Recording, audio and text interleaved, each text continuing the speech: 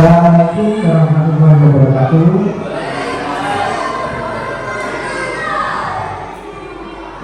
Yang saya hormati Bapak Kepala Sekolah SD 1 Bapak Kari Yohanto, dan juga yang saya hormati rekan-rekan guru dari SD 1. Alhamdulillah senang sekali rasanya hari ini kita bisa berjumpa lagi dalam kualitas belajar di SD 1, di mana dengan semua pastinya hebat sekali di bulan ini, bulan Agustus, baik dalam menemani anak maupun dalam kegiatan dan bahkan peringatan DHBN yang ke-79.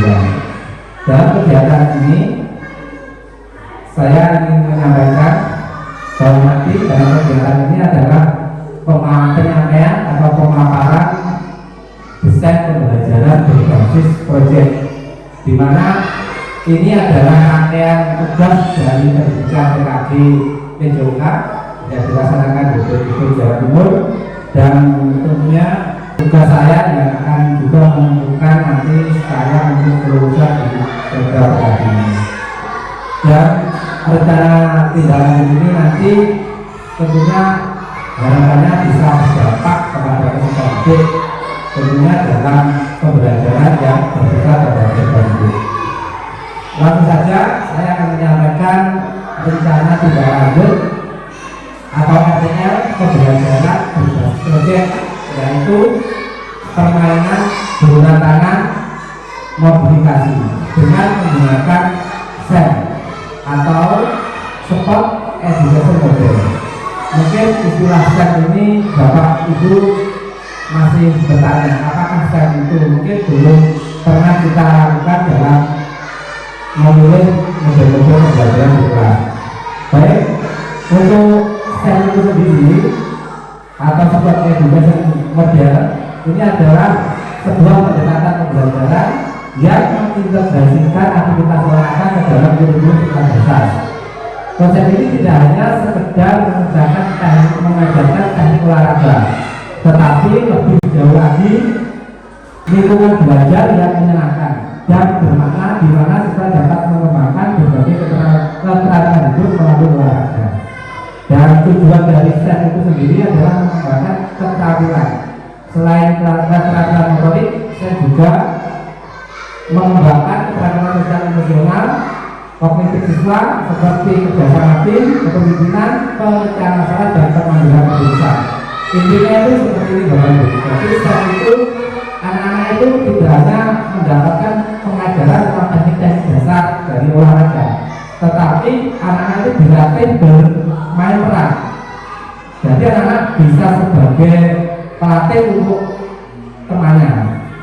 Misalnya kita membuat set dalam bentuk kompetisi seperti yang sudah saya rencanakan, ini adalah permainan bola tangan modifikasi. Jadi anak-anak nanti berperan sebagai panitia suatu pertandingan, misalnya kompetisi, kemudian ada yang berperan sebagai pelatih untuk timnya, kemudian ada yang sebagai atletnya juga, kemudian lagi ada sebagai seksi dokumentasi, wasit, nah terus kemudian ada yang sebagai medis. Jadi anak-anak itu diajarkan untuk nanti kedepannya anak itu bisa bermakna kehidupannya. Jadi mempunyai pengalaman yang lebih selain hanya mendapatkan pembelajaran tentang teknik dasar dari olahraga tersebut.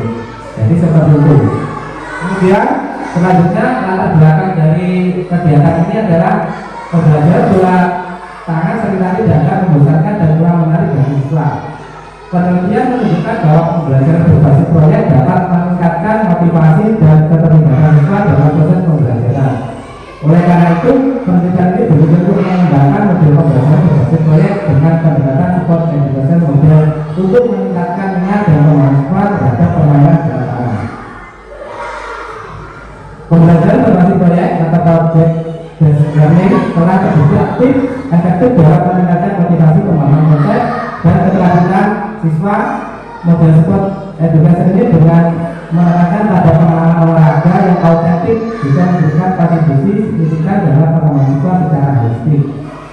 Kemudian tujuan dari pembelajaran berbasis proyek ini yang saya rencanakan adalah yang pertama, memperdalam pemahaman siswa terhadap konsep dan dasar permainan bola tangan. Yang kedua, meningkatkan keterampilan motor siswa melalui aktivitas permainan. Yang ketiga, mengembangkan kemampuan kerjasama, komunikasi, dan kepemimpinan di dalam tim. Yang keempat, yaitu menumbuhkan sikap sportivitas dan play. Kemudian dari rencana yang sudah saya buat tadi, hasil yang ingin saya harapkan yaitu yang pertama meningkatkan partisipasi siswa, yang kedua memperdalam pemahaman konsep, yang ketiga mengembangkan keterampilan sosial, yang keempat meningkatkan keterampilan motorik, dan yang kelima menerapkan konsep pembelajaran yang berpusat pada siswa. Kemudian selanjutnya adalah struktur pembelajaran yang berbasis proyek yang saya ajak. Yang pertama mata pelajaran yang menjadi fokusnya adalah BPK tentunya. Kemudian mata pelajaran lain yang terlibat yaitu PJK dan seni budaya. Peran yang terlibat tim yang bertanding, nanti ada panitia pelaksana, ada supporter, ada bagian dokumentasi kegiatan. Kemudian untuk lokasi pelaksanaannya nanti di halaman SD kata 1. Kemudian produk nanti yang dihasilkan adalah pertandingan permainan bola tangan modifikasi dengan menggunakan teknologi manual. Kemudian dari kapasitas program untuk tingkat satuan pendidikan yaitu sekolah dasar, kemudian kelas 4-5-6, ini hanya untuk kelas ini ya, kelas 4-5-6. Kemudian untuk temanya permainan bola besar dengan topik permainan bola tangan modifikasi. Untuk total waktu pelaksanaan nanti kita rasakan rencananya 2 kali 10 menit. Dan durasi topik pelajaran tampilannya menunjukkan sikap saling menghargai dan menghormati alam bersama. Untuk suplemen kelima ini tidak saya lakukan karena tidak ada menurut saya di rencana saya. Kemudian dalam tujuan pembelajaran yaitu peserta mampu melakukan pembelajaran dengan besar dan dimodifikasi. Pembagian peran yaitu pemain, panitia, penyelenggara, wasit, supporter, dan sesi dokumentasi. Untuk aset dan kekuatan sekolah yang bisa digunakan adalah aset manusia yaitu ada kepala sekolah, guru, siswa, dan untuk fisik kita gunakan halaman sekolah, lapangan. Kita untuk finansial kita menggunakan relasi dari dana bos dan kas kelas. Kemudian alur pembelajaran berbasis proyek ini yang pertama adalah pelururan proyek dimulai dengan penjelasan di awal semester 1 tentang permainan inovasi yang dimodifikasi yaitu permainan bola tangan. Jadi di awal semester seperti ini kita mensosialisasikan atau mengajarkan apa yang direncanakan dalam pembelajaran kepada anak-anak dan juga kepada bapak ibu seperti yang kita lakukan ini. Kemudian yang kedua, pengumpulan informasi. Pada alur ini melakukan diskusi dengan rekan sejawat, peserta didik dan kepala sekolah terkait simulasi pembelajaran sekolah education. Nah, jadi seperti ini juga termasuk pengumpulan informasi. Nanti saya juga harapkan adanya masukan atau tambahan atau saran terkait rencana pembelajaran berbasis proyek yang saya lakukan. Kemudian yang ketiga itu pengembangan dan balik. Dalam alur ini menganalisis kekurangan dan kelebihan yang telah dilakukan dengan melibatkan siswa, kakak sejawat dan orang tua dari program yang telah dilakukan. Jadi pada alur yang ketiga ini kita nanti lakukan setelah pelaksanaan kegiatan.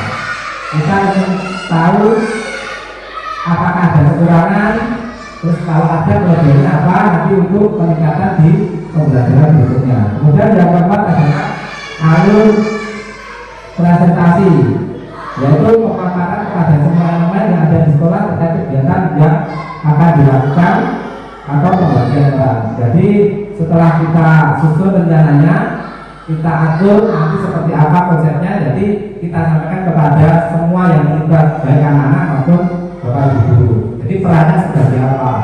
Jadi misalnya anak-anak nanti dalam satu kelas atau 2 kelas dibagi, ada yang menjadi atlet berapa anak, ada yang menjadi pelatih atletnya siapa, ada yang menjadi nanti wasit dan pelaksana atau panitia kegiatan. Jadi kegiatan itu disusun bersama-sama, tetapi yang melaksanakan adalah anak-anak. Jadi bapak guru hanya memfasilitasi saja.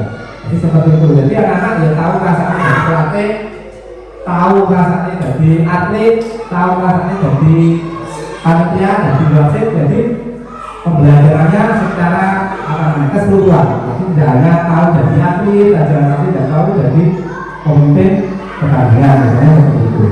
Kemudian selanjutnya rencana evaluasi, yaitu yang pertama produk proyek.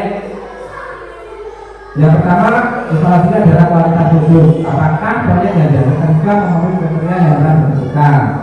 Misalnya aturan, pemahaman yang jelas, desain lapangan yang kreatif dan lain-lain. Kemudian tentang kreativitas, sejauh mana siswa bisa berpikir kreatif dalam merancang dan mengembangkan proyek. Kemudian dari kerjasama, apakah siswa itu nanti bekerjasama dengan kelompok untuk menyelesaikan proyek. Kemudian presentasi, yaitu siswa apakah mampu presentasikan hasil proyek dengan baik dan jelas. Kemudian dalam proses pembelajaran, rencana evaluasinya adalah pemahaman konsep. Apakah siswa itu memahami konsep dasar permainan bola tangan yang dimodifikasi. Kemudian keterangan, apakah siswa mampu melakukan keterangan dasar bola tangan, melempar, mengangkat, mengoper dan lain-lain dengan benar. Kemudian dari sikap, apakah siswa menunjukkan sikap sportivitas, kerjasama dan tanggung jawab selama proses pembelajaran. Kemudian partisipasi, ini seberapa aktif siswa terlibat dalam kegiatan pembelajaran. Kemudian dalam model STEM-nya sendiri, untuk secara evaluasinya adalah bagaimana efektivitas model. Apakah model support education ini efektif dalam meningkatkan motivasi belajar siswa? Kemudian tentang relevansi kegiatannya, apakah kegiatan yang dilakukan relevan dengan tujuan pembelajaran? Kemudian fleksibilitas, yaitu apakah model ini dapat disesuaikan dengan kebutuhan karakteristik siswa. Kemudian ini slide yang terakhir, yaitu tentunya dalam kita merencanakan suatu program, apalagi pembelajaran berbasis proyek dengan dosen ini tentunya banyak kemungkinan tantangan yang nanti akan kita hadapi. Yang pertama menurut saya adalah waktu yang terbatas, yaitu jadwal sekolah yang padat seringkali menjadi kendala untuk mengalokasikan waktu yang utuh bagi siswa menyelesaikan proyek secara mendalam.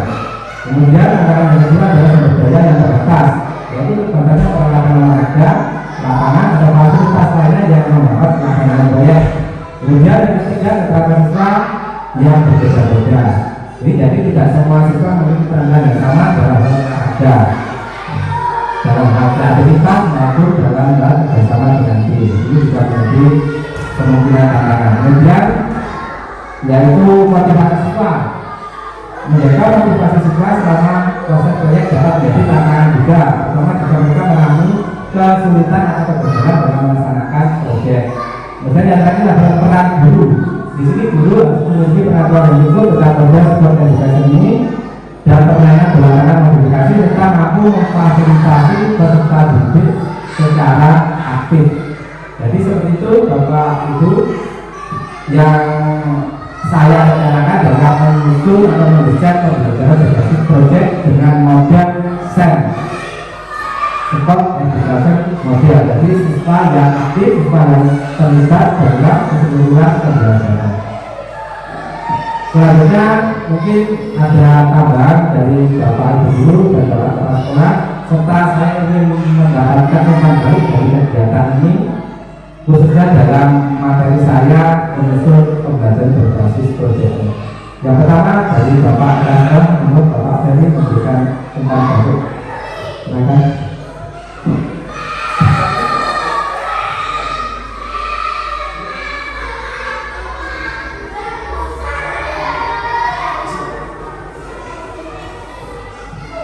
Ya, terima kasih. Assalamualaikum warahmatullahi wabarakatuh. Ya, kita syukur berdoa puasa saat ini kita bisa kembali berkumpul dan mengikuti kegiatan pada hari ini, yaitu rencana tidak lanjut di dalam pemerintah mengikuti PKD PJOK. Nah, di sini saya sedikit akan memberikan beberapa umpan balik dari pembelajaran yang sudah kita Pak Irfan sampaikan tentang pembelajaran PJOK berbasis proyek untuk permainan bola tangan dan komunikasi. Ini mengajukan Bapak Ibu pembelajaran PJOK dari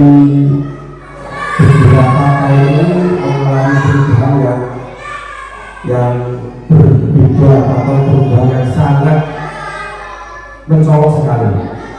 Yang beberapa tahun yang dulu sekitaran tahun 1900 itu pembelajaran PJOK masuk dalam pembelajaran yang konvensional. Maksudnya guru hanya cetak sebagai aktif saja. Tetapi pada saat ini berangsur-angsur ada kurikulum menjadi peningkatan tidak hanya aktif, tapi ada penguasaan di bidang kognitif dan afektif. Nah, setelah ini ada pemaparan dari Pak Lufan, ada tambah lagi dengan adanya pembelajaran SEM, Support Education Model. Di sini ada tambahan lagi untuk pembelajaran berarti ada bermain peran ini maksudnya tadi. Ini perkembangan yang sangat luar biasa untuk dalam pembelajaran PJOK. Bisa kita menguasai kognitif dan afektif, anak-anak diajak untuk belajar menjadi pelatih, belajar menjadi panitia, belajar menjadi wasit, atlet dan sebagainya. Nah ini sangat luar biasa perkembangan pembelajaran ini. Harapannya semoga Bapak Lufan mendapatkan pendidikan ini, mengikuti PKDB Sifat ini bisa diterapkan pembelajarannya di sekolah di lingkungan sehingga anak-anak ini bisa tumbuh dengan baik. Saya kira seperti itu dari saya dengan kemajuan pembelajaran PJOK ini. Tidak hanya anak-anak dituntut prestasi di olahraga saja, tetapi anak-anak menguasai kemajuan di afektif, kognitif dan pembelajaran menyeluruh, yaitu bermain peran sebagai pelatih, panitia, pelaksana, wasit dan lain sebagainya. Ini sungguh pembelajaran yang berpihak kepada murid. Itu dari saya, semoga kegiatan ini bisa terlaksana di seluruh kita. Terima kasih. Saya akhiri. Wassalamualaikum warahmatullahi wabarakatuh. Terima kasih Bapak Jadi selaku kepala sekolah BPKD yang sudah memberikan kembali. Dan tentunya saya mohon juga nanti dukungan dan bantuan dari semua Bapak Ibu rekan-rekan dalam saya menyelesaikan atau melaksanakan rencana yang sudah saya buat. Saya mohon maaf ya sebesar-besarnya, dan sekali lagi saya mohon dukungan dan kerjasama Bapak Ibu dalam saya melaksanakan program-program yang sudah saya laksanakan. Terima kasih. Wassalamualaikum warahmatullahi wabarakatuh. Terima kasih Bu. Rencana tindak lanjut pembelajaran berbasis proyek permainan bola tangan modifikasi SEM Sport Education Model yang akan diterapkan oleh Bapak Novan ini sangat luar biasa, dan semoga nanti bisa diterapkan di SD Negeri Satak 1 dengan baik dan sesuai harapan.